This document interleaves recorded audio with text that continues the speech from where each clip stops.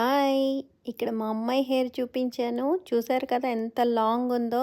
So, ఒక small tip మీ అందరి కోసం. హెయిర్ అంటే ఎవరికిష్టం ఉండదండి.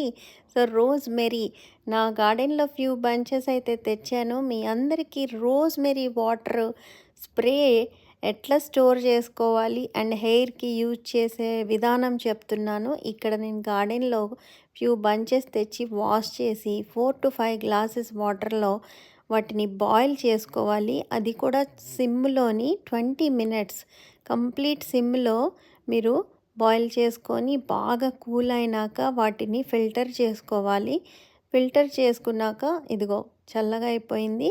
సో, కూల్ అయిపోయినాక స్ప్రే బాటిల్‌లో మీరు సేవ్ చేసుకోండి. 2 మంత్స్ ఉంటది. ఎవ్రీడే ఆల్టర్‌నేటివ్ స్ప్రే చేసుకోవచ్చు.